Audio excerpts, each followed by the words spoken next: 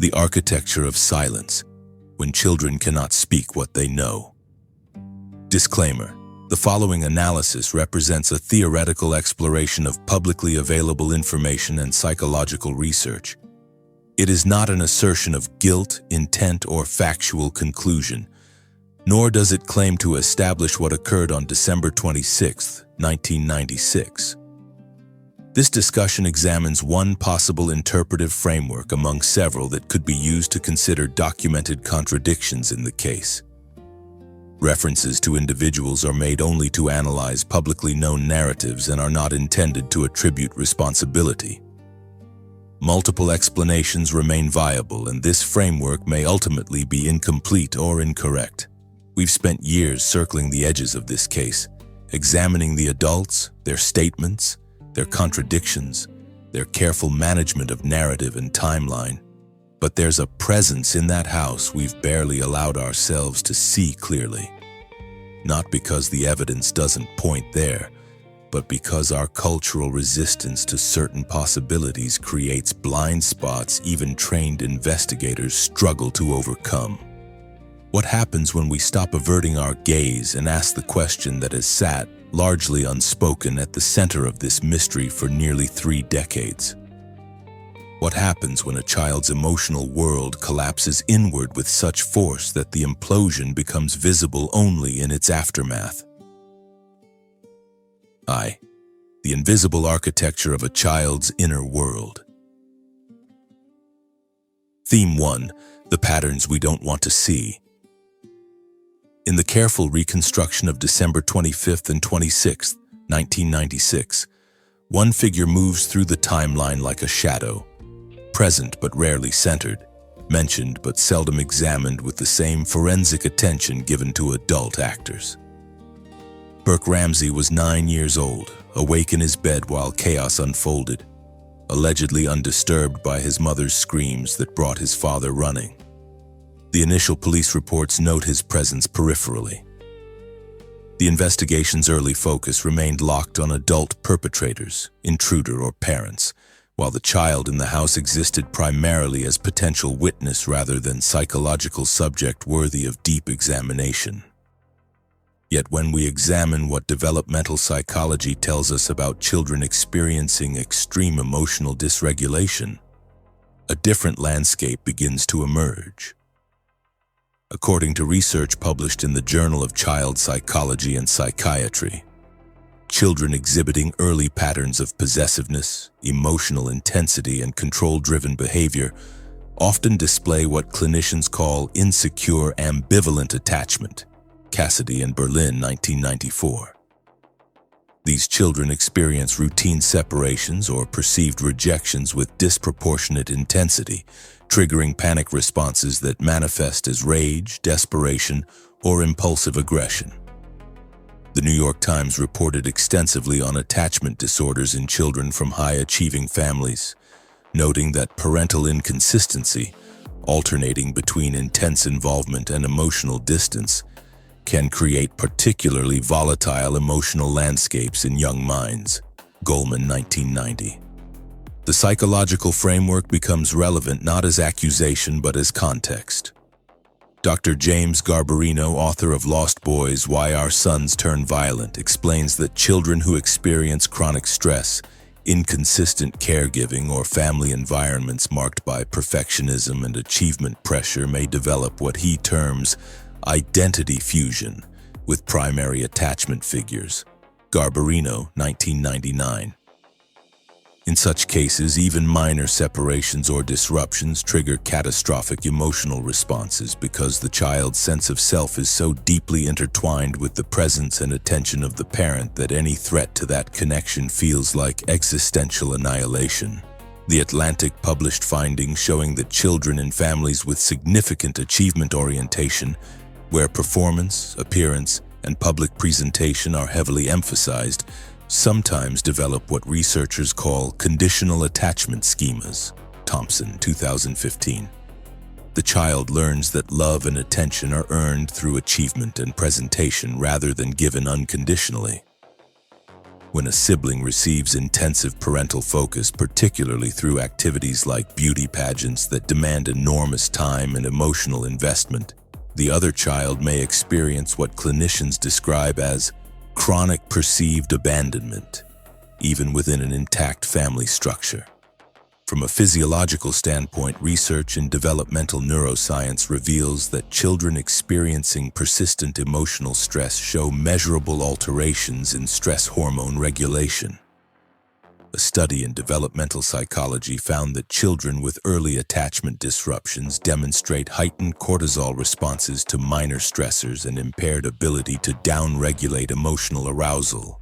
Gunner and Quevedo, 2007.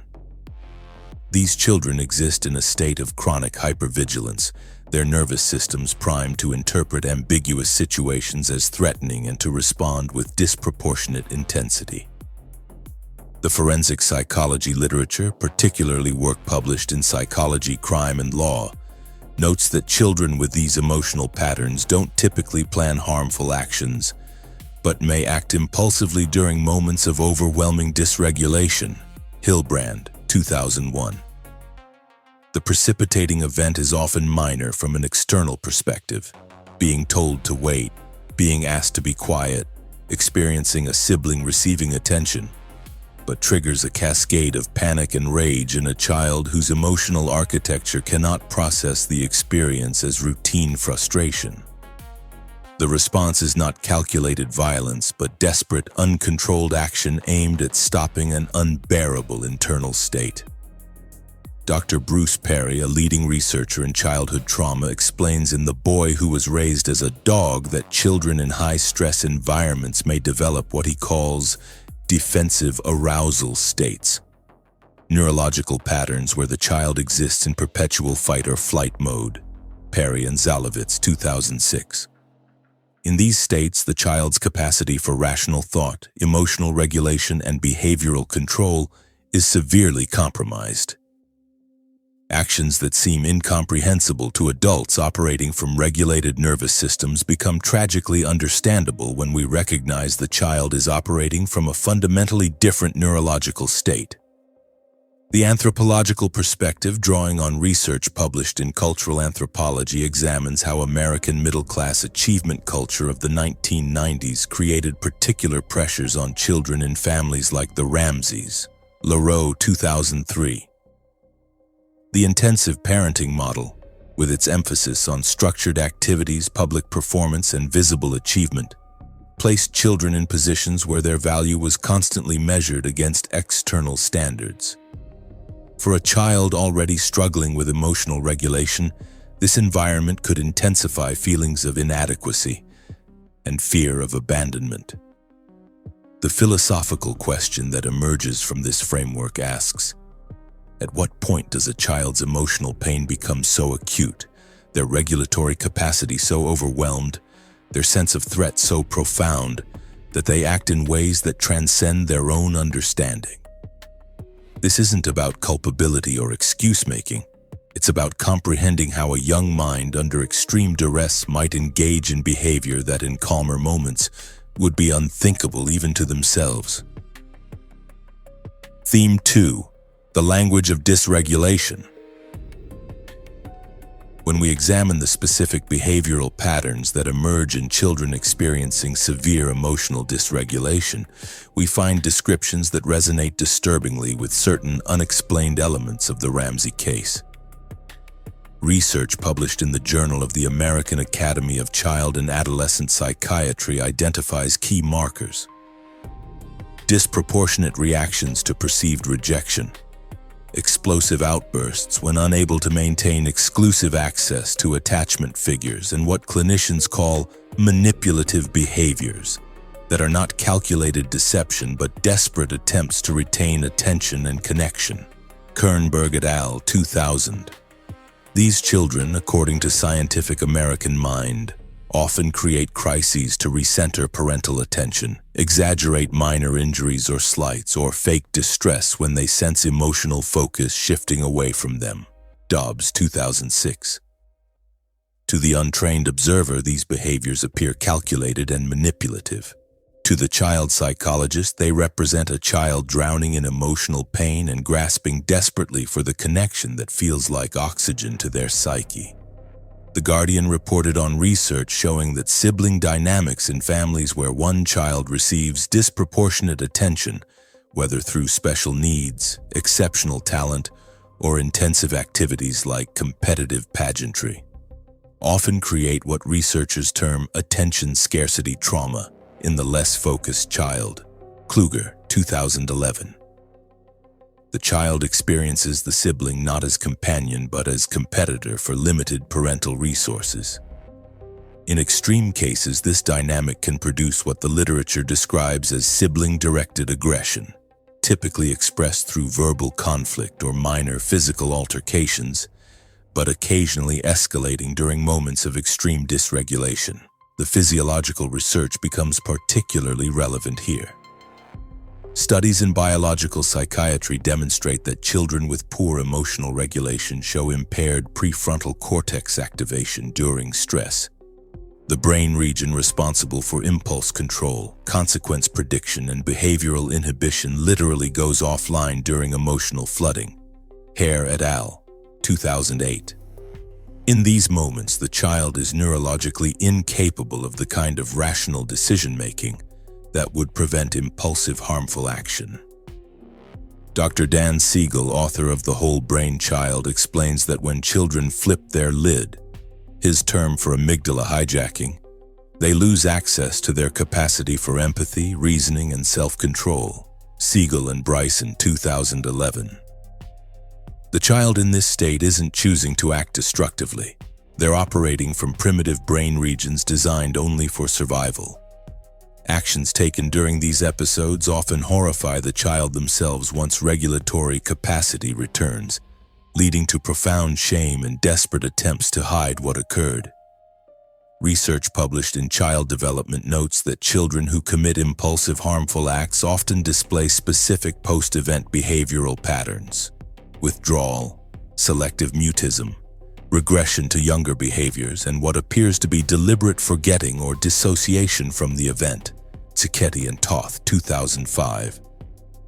These aren't signs of sociopathic calculation, but indicators of a child's psyche fragmenting under the weight of having done something they cannot integrate into their self-concept. The Washington Post examined cases where children caused unintended fatal harm to siblings, finding consistent patterns. The incident occurs during moments of high emotion, often late at night or early morning when adult supervision is minimal, and the child's regulatory capacity is depleted by fatigue. Johnson, 2003. The precipitating conflict is typically minor, an argument over a toy, a perceived slight, one child bothering the other when they wanted to be left alone. The harm inflicted far exceeds what the child intended, often resulting from a single impulsive action rather than sustained attack.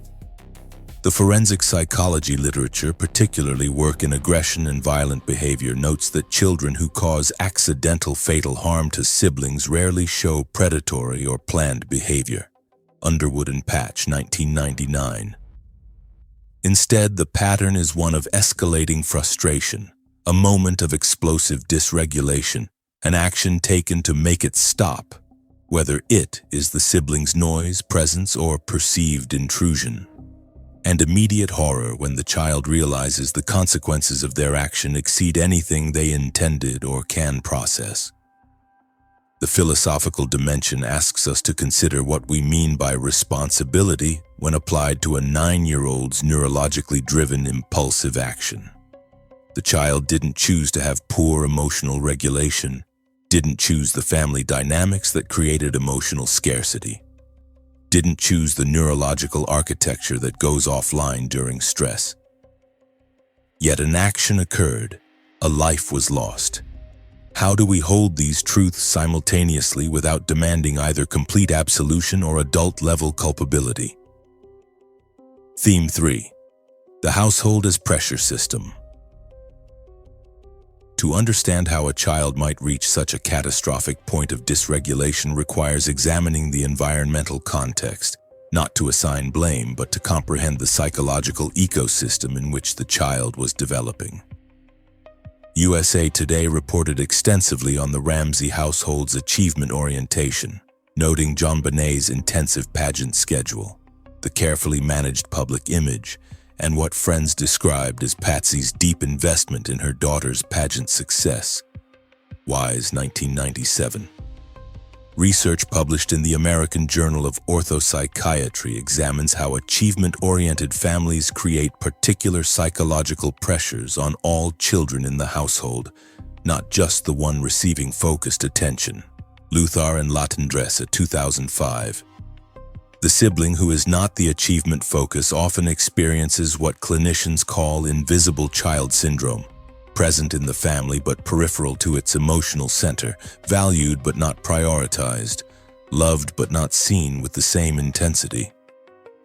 People magazine documented the Ramsey family dynamics, describing Burke as quiet, sometimes withdrawn, occasionally struggling with behaviors that concern teachers and peers. Hewitt, 1997. These descriptions, viewed through the lens of attachment theory, suggest a child potentially struggling with the emotional consequences of his position in the family system. The fact that these struggles were not severe enough to trigger intervention doesn't mean they weren't severe enough to create internal pain. Developmental psychology research shows that children experiencing chronic feelings of inadequacy or invisibility often develop what's termed negative attention-seeking behaviors, acting out in ways that force parental notice even if that notice is corrective rather than affirming. Cassidy and Berlin, 1994. For some children, negative attention becomes preferable to no attention, creating behavioral patterns that escalate over time as the child learns what level of disruption is required to shift parental focus. The Denver Post reported that on Christmas Day 1996, the Ramsey family attended a party at the Whites' home, returning around 10 p.m. with both children reportedly tired. Brennan, 1996. What we don't know, because it wasn't central to the adult-focused investigation, is how that day felt to Burke. Was he tired from play or from the emotional labor of another day peripheral to his sister's activities?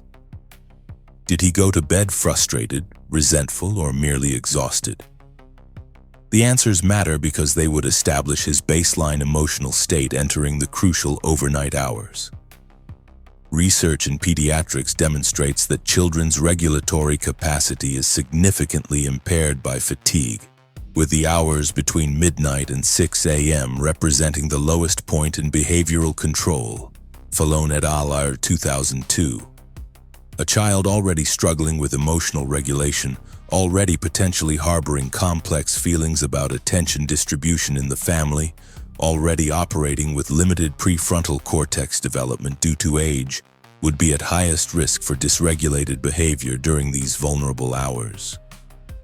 Dr. Ross Green, author of The Explosive Child, explains that children with regulatory challenges don't choose moments to act out. They reach points where their capacity to manage demands exceeds their capability, and behavioral explosion becomes neurologically inevitable. Green, 2014. The question isn't whether the child wanted to lose control, but whether the environmental and internal pressures exceeded their developmental capacity to maintain it. The anthropological lens examines how nighttime hours in family homes represent a particular kind of liminal space. Parental supervision withdrawn, normal behavioral boundaries relaxed, children left to navigate conflicts without immediate adult intervention. The Boston Globe published research showing that most sibling conflicts resulting in serious harm occur during these unsupervised hours, when minor disputes escalate without adult de-escalation. Abel, 2004. The philosophical question becomes, if we create family environments that demand more emotional regulation than a child's neurodevelopment can provide, then place that child in unsupervised contexts during hours when regulatory capacity is at its lowest. Have we created conditions where catastrophic failure becomes not aberrant but tragically predictable? This isn't about excusing what occurred. It's about understanding the architecture of how it became possible. 2. The pineapple's silent testimony. Theme 1. The scene that doesn't speak. We return as we must to the bowl of pineapple found on the dining room table.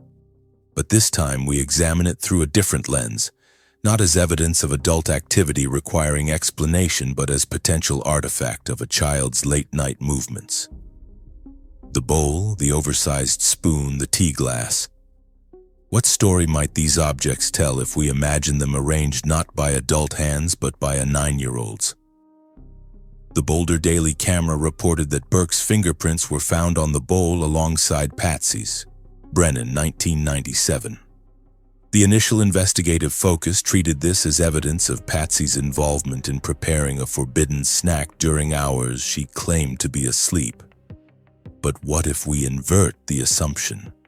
What if Burke prepared this snack himself, perhaps waking hungry, perhaps unable to sleep, perhaps hoping to have a private moment with his sister?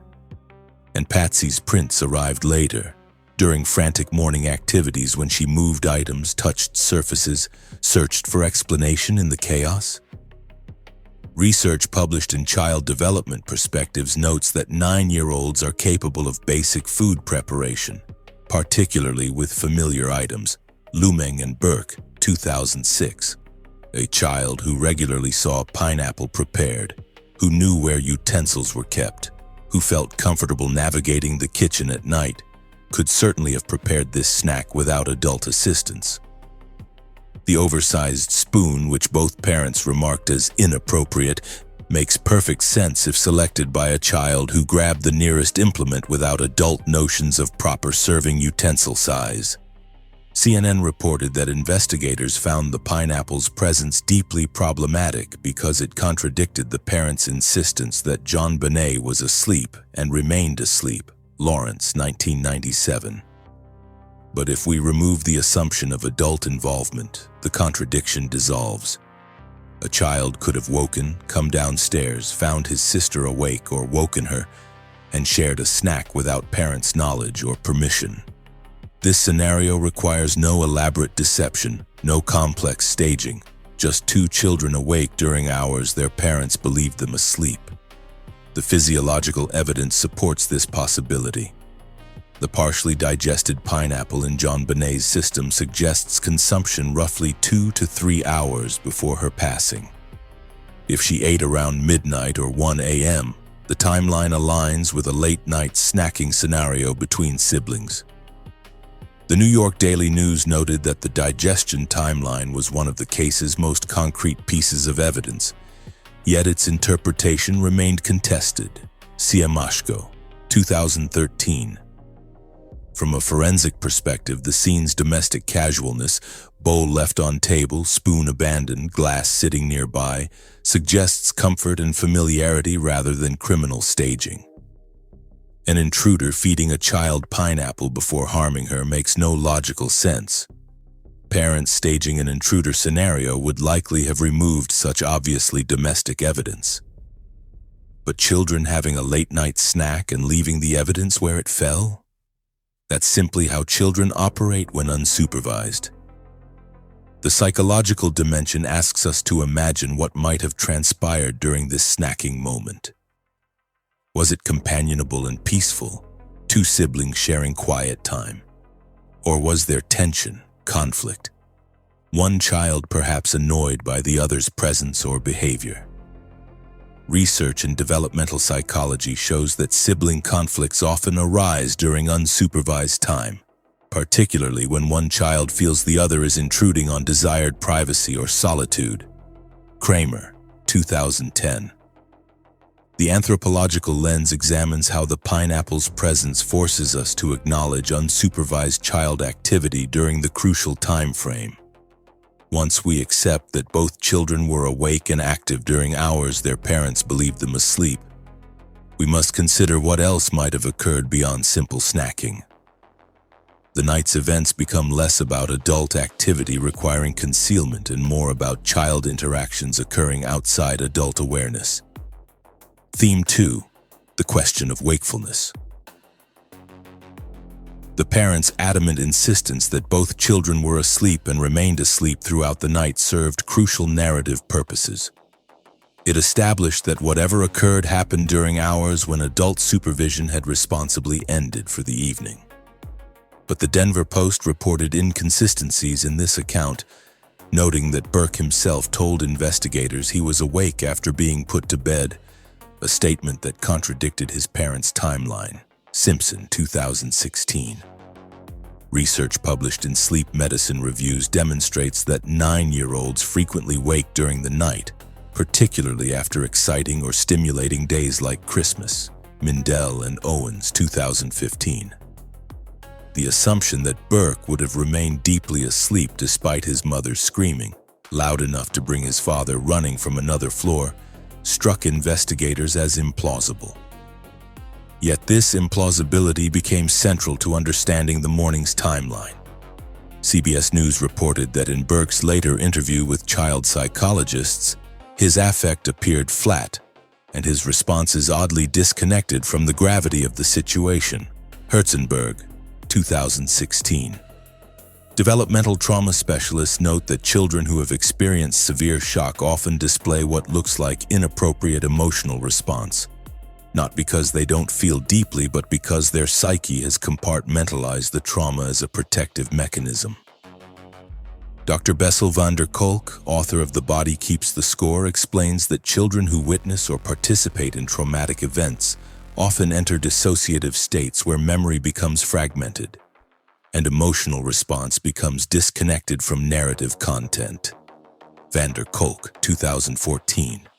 A child in this state might be able to recount events with eerie calm, precisely because they've severed the emotional connection to those events as the only way their psyche can survive the knowledge.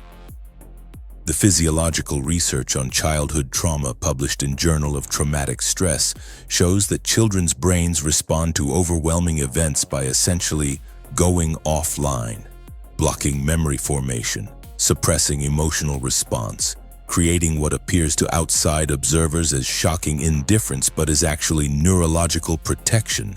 Scheringa et al. Sarn, 2011. If Burke experienced or witnessed something traumatic on the night of December 25th to 26th, his subsequent flat effect and memory inconsistencies would be expected responses rather than indicators of deception. The Washington Times noted that Burke was removed from the house immediately after the body's discovery and was not extensively interviewed in the crucial early hours. Sapir, 1997. This decision, while intended to protect a child from trauma, also meant that his perspective on the night's events was never captured while memories were fresh. By the time he was interviewed more extensively, days or weeks had passed, time during which memory could be shaped by external narratives, protective dissociation, or genuine uncertainty about what was real versus what was feared or imagined. The forensic psychology literature on child witnesses, particularly work in applied cognitive psychology, demonstrates that children's memories are highly susceptible to suggestion and contamination, especially when the child is trying to make sense of confusing or traumatic events. Brooke and Cece, 1999. A 9-year-old trying to reconstruct a night that included both ordinary elements, snack, playing, and potentially traumatic ones, conflict, injury, panic, might genuinely struggle to separate what happened from what he feared happened, what he was told happened, or what he wished had happened. Theme 3. The weight of what cannot be said. Perhaps the most troubling aspect of the pineapple evidence isn't what it proves, but what it suggests about knowledge that cannot be safely acknowledged. If Burke was awake and downstairs with JonBenet during the hours the parents insisted both children were asleep, then he knows what occurred during that unsupervised time. That knowledge, if it includes witnessing or participating in something terrible, would be an unbearable burden for a 9-year-old to carry. Newsweek examined the psychological impact on children who are central to criminal investigations, noting that the pressure to speak versus the inability to speak creates profound internal conflict. Cowley, 2000. For a child who might have information that would incriminate himself or force acknowledgement of events he cannot psychologically process, silence becomes not deception but survival strategy. Research in child maltreatment demonstrates that children who experience severe trauma often develop what clinicians call traumatic mutism. Not an inability to speak, but a psychological prohibition against speaking certain truths. Lyons, Ruth, and Jacobowitz, 2008. The child's psyche recognizes that speaking the truth would shatter the family system, would transform their identity from child to monster, would create consequences the young mind cannot contemplate. So silence becomes the only bearable option. Dr. Judith Herman, author of Trauma and Recovery, explains that children bearing unbearable secrets often develop elaborate psychological architectures to contain that knowledge. Dissociation, compartmentalization, selective amnesia, Herman, 1997. These aren't conscious deceptions, but the psyche's automatic response to information that threatens its own integrity. The child may genuinely believe they don't remember, precisely because remembering would require confronting an identity they cannot accept. The anthropological perspective examines how family loyalty creates particular pressures on children to protect family narrative even at the cost of truth. Research published in Journal of Family Psychology shows that children in achievement-oriented families learn early that maintaining the family's public image is paramount. Fullen-Wider, Bush, and Jacobowitz, 1993. A child bearing knowledge that would destroy that image faces impossible choice. Speak truth and destroy family, or protect family and bury truth. Time magazine reported on the Ramseys' careful media management in the case's aftermath, noting how they controlled narrative and limited Burke's exposure. Pooley, 1997. While this could be read as protective parenting, it could also serve another function, minimizing opportunities for a child to accidentally reveal information that would complicate the carefully constructed timeline. The philosophical question becomes, what do we ask of a child who possesses knowledge too heavy for their developmental capacity to carry? If Burke witnessed something terrible, or participated in an accident that spiraled beyond his control or understanding, what right do we have to demand he shatter himself by speaking? The truth we seek might be one that a 9-year-old simply cannot tell without destroying his own psyche, not because he won't, but because he psychologically can't. Third, the architecture of aftermath. Theme 1. The staging as protection. We've examined the crime scene's theatrical elements, the ransom note, the elaborate staging, the careful construction of an intruder narrative, primarily through the lens of adult perpetration. But what if we consider these elements as adult response to a child's catastrophic action? The staging takes on entirely different meaning when viewed not as criminal cover-up, but as parental protection of a child who cannot be held criminally responsible. The Atlanta Journal-Constitution reported extensively on the ransom note's peculiarities, written on Patsy's notepad, using household pen containing intimate knowledge of family finances. Visser, 2013. The traditional interpretation suggests adult staging to deflect from adult guilt. But consider an alternative: parents discovering their daughter gone, finding evidence of their son's involvement, and making the terrible choice to construct a narrative that protects the surviving child from legal and social destruction. Research in ethics and behavior examines the moral psychology of parents facing impossible choices. One child lost, one child living but bearing responsibility. Haidt, 2001. The parental instinct to protect the surviving child can overwhelm all other considerations, including legal and moral obligations to truth. The question isn't whether such protection is right, but whether it's psychologically comprehensible given the extremity of circumstances. People magazine noted that the ransom note's tone and content suggested someone playing at being a kidnapper rather than actual criminal enterprise. Hewitt, 1997. This theatrical quality makes sense if written not by an actual intruder but by a parent desperately constructing a fiction that could explain their daughter's absence without implicating their son. The note's length and elaboration might reflect not criminal confidence, but desperate hope that more detail would create more believability. The physiological research on parental stress responses shows that parents confronting their child's death experienced neurological states similar to life-threatening trauma. Decision-making capacity impaired, time perception distorted, actions driven by primitive protective instincts rather than rational planning. Shore, 2001. In this state, parents might make choices that seem incomprehensible from outside but felt like the only option in the moment. From a forensic psychology standpoint, the staging's amateurish quality, using household materials, leaving obvious inconsistencies, creating a scenario that didn't withstand even initial investigation, makes more sense if performed by traumatized parents operating in crisis mode than by calculating criminals attempting to commit perfect crime.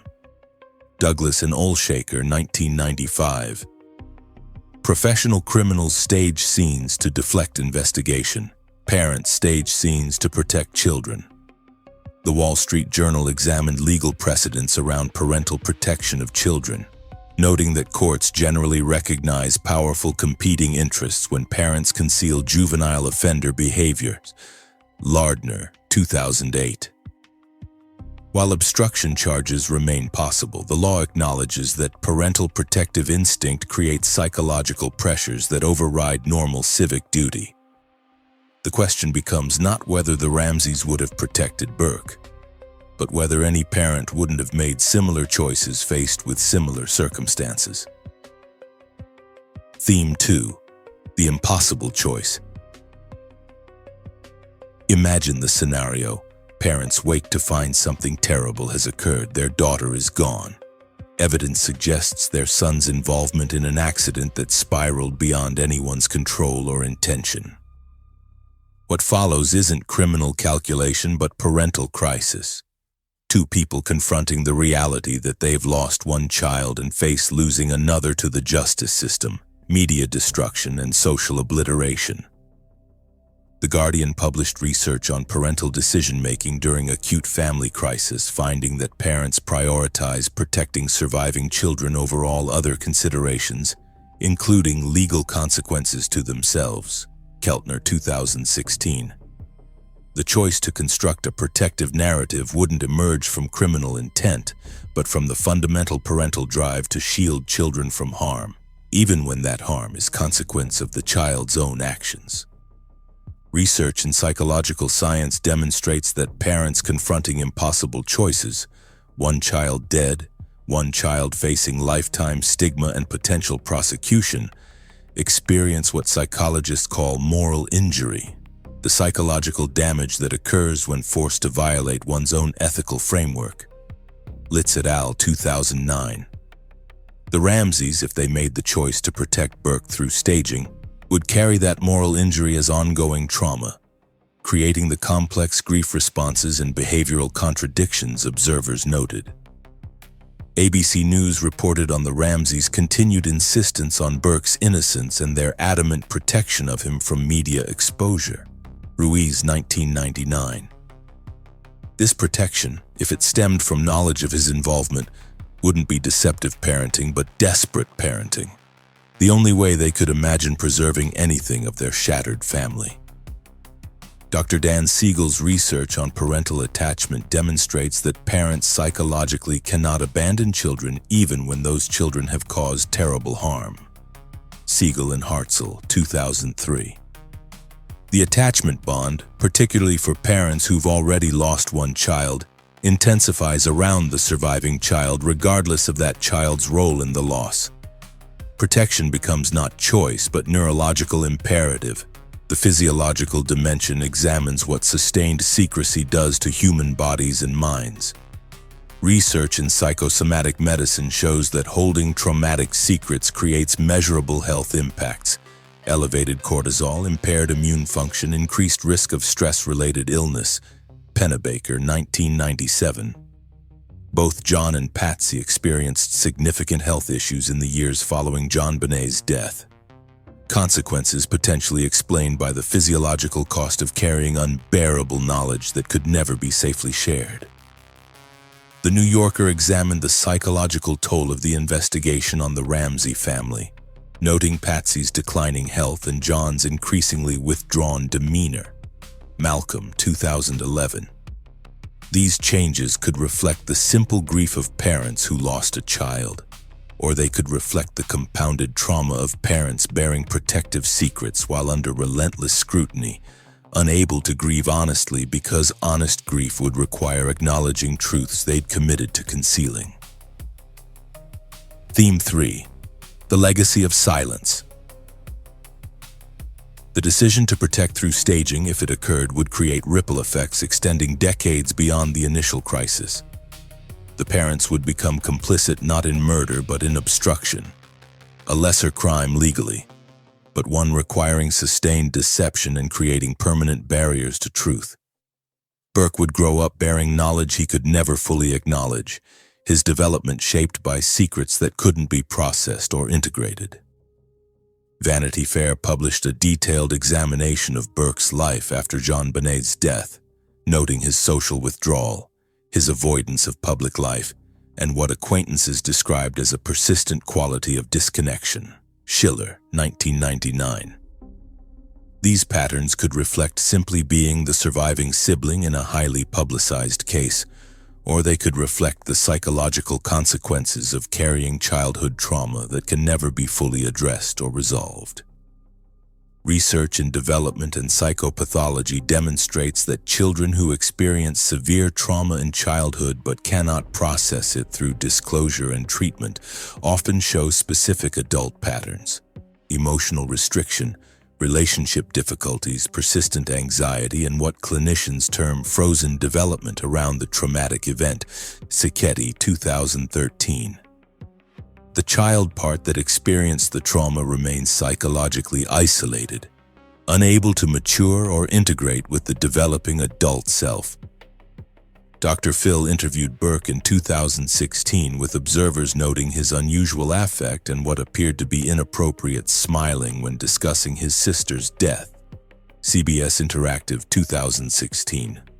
Trauma specialists immediately recognized these as classic indicators of dissociation, the smile not reflecting pleasure but serving as psychological buffer, the disconnect protecting against emotional flooding that would occur if he allowed himself to fully feel the conversation's content.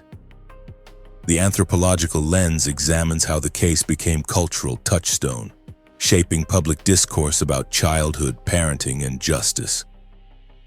Rolling Stone explored the case's ongoing cultural resonance, noting how it tapped into American anxieties about perfect families hiding dark secrets. Ginsburg, 2016. The public seemed to sense that official narratives didn't capture truth, though the truth they sensed might not be the one they imagined. The philosophical question that haunts this framework asks about justice and mercy when applied to childhood actions with irreversible consequences. If a 9-year-old operating from a place of profound emotional dysregulation and limited neurological capacity for impulse control caused his sister's death without intent or full understanding, what does justice require? Prosecution that would destroy the child's life? Truth that would shatter the family permanently? Or does mercy sometimes demand silence, protection, the terrible choice to let official truth diverge from actual truth because the actual truth serves no one's interests, least of all the child at its center?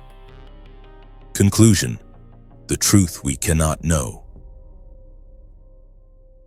We've walked through a framework that asks us to consider what might happen if we shift our focus from the adults who've dominated this investigation to the child whose presence we've largely ignored. This isn't about declaring Burke guilty. He was 9 years old, operating with developmental limitations and potentially severe emotional dysregulation that would preclude criminal culpability, even if involvement could be proven. Rather, it's about examining whether a different interpretative lens might explain the case's persistent contradictions more coherently than the theories we've relied on for nearly 3 decades. The behavioral patterns we see in children with severe attachment disruption and emotional dysregulation create a psychological framework where an impulsive, unintended harmful act becomes tragically possible. The pineapple evidence suggests both children were awake and active during hours their parents believed them asleep. The staging's amateurish quality makes more sense as parental crisis response than criminal calculation. The family's sustained contradictions and protective behaviors align with parents bearing unbearable knowledge they cannot reveal without destroying their surviving child. The New York Times recently revisited the case, noting that despite decades of investigation, the fundamental questions remain unanswered. Kolker, 2016. Perhaps they remain unanswered because we've been asking the wrong questions. Looking for adult criminal intent when the truth might lie in childhood accident, emotional catastrophe, and parental choices made in impossible circumstances. The Boulder Daily Camera reported that the case remains officially unsolved, with the district attorney's office acknowledging that gaps in evidence prevent definitive resolution. Mitchell, 2018. These gaps might not reflect investigative failure, but rather the successful protection of knowledge that was never meant to enter the public record. Research in law and human behavior examines why some crimes remain perpetually unsolved despite intensive investigation, finding that cases involving juvenile actors and protective families create particular investigative barriers. Welford and Cronin, 1999. When the family's interest lies in obscuring rather than revealing truth, and when legal protections around juveniles limit investigative tools, resolution becomes structurally difficult regardless of investigative competence. Dr. Frank Ochberg, specialist in traumatic stress, notes that families bearing collective secrets often develop what he terms shared protected reality, an agreed-upon version of events that serves protective purposes even when individual family members might hold different private understandings. Ochberg, 1991. The Ramseys sustained unity around their narrative despite its internal contradictions might reflect not coordinated deception but shared commitment to protecting Burke from consequences they deemed unjust given his age and diminished capacity. The truth we seek might ultimately be one that serves neither justice nor public interest. If Burke, at 9 years old and operating from a place of profound emotional dysregulation, caused his sister's death through impulsive action that exceeded his intent and understanding, prosecuting him would accomplish nothing. Publicly exposing him would destroy a life without restoring the one lost. The parents' choice to protect through staging, if it occurred, might represent not criminal conspiracy but desperate mercy, the only choice that preserved any possibility of family survival. We're left standing in the space between what we can prove and what we can imagine. The evidence points toward scenarios we find uncomfortable to contemplate. Childhood emotional catastrophe, parental protective deception, sustained family secrets maintained across decades. Yet we cannot know with certainty. The grand jury that heard evidence in 1999 reportedly voted to indict the parents not for murder but for child abuse resulting in death and accessory to crime. Charges suggesting they believed the parents bore responsibility for creating conditions that led to JonBenet's death and then protecting whoever directly caused it. Daily Camera, 2013. The Denver Post noted that the DA chose not to prosecute despite the grand jury's recommendation, citing insufficient evidence to secure conviction. Simpson, 2013. This decision might reflect not merely evidentiary weakness but recognition that the truth, even if provable, might not serve justice's purposes when the likely perpetrator was a child operating beyond his developmental capacity to fully comprehend or control his actions. The case endures in public consciousness not because we lack theories, but because we sense that official narratives don't capture the whole truth. The truth might not be the intruder we've imagined, or the adult family conspiracy we've suspected. It might be something more ordinary and more tragic. A child's emotional world collapsing inward, an impulsive action with irreversible consequences, parents making terrible choices to protect the child who remained, and a family living ever after in the architecture of silence they constructed that terrible morning when they had to choose between truth and survival. We'll likely never know with certainty. The people who know cannot speak. The evidence that might prove their knowledge has been shaped, managed, and protected across nearly 3 decades. What remains is a case study in how we confront or fail to confront possibilities that challenge our fundamental assumptions about childhood, family, and the nature of responsibility when actions exceed the actor's capacity to fully understand what they've done. The house on 15th Street keeps its deepest secret still. Not because no one knows it, but because those who know have chosen, perhaps rightly, that some truths are too destructive to speak aloud, too painful to bear, too contrary to justice's purposes to ever enter the public record. We search for resolution knowing we may never find it, not because the truth doesn't exist, but because it exists in a space protected by parental love, legal limitations, and the recognition that sometimes mercy demands silence, even when that silence denies us the closure we desperately seek.